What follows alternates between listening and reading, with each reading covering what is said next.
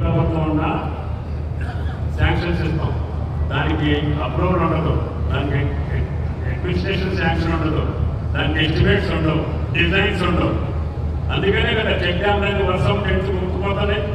కుదురుకోవడం చెప్పి మాట్లాడి check dam sanction చేసి మీరు అడిగితే మీకు, నేను అడిగితే నాకు ఇస్తే చెక్ డ్యామ్లు కూలిపోతుంటే దానికి ఏంటంటే బాంబులు పెట్టారు.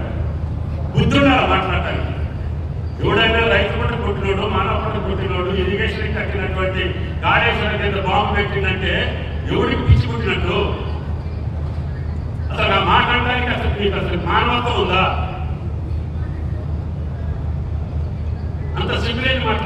రాష్ట్రం మొత్తం నా కాన్స్టిట్యున్సీలో కూడా ఆ నెల రోజులు 2 నెలల ముందు ఎన్నికల కోసం ఇచ్చిన శాంక్షన్స్, టెండర్లు పిలవనటువంటి అనుమతులు లేనటువంటి శాంక్షన్స్ రాష్ట్రం మొత్తం క్యాన్సిల్ చేశాం. అందులో నువ్వు ఎక్కువ ఇచ్చుకున్నావు కాబట్టి నీ దగ్గర ఎక్కువ అమౌంట్ ఉందాం.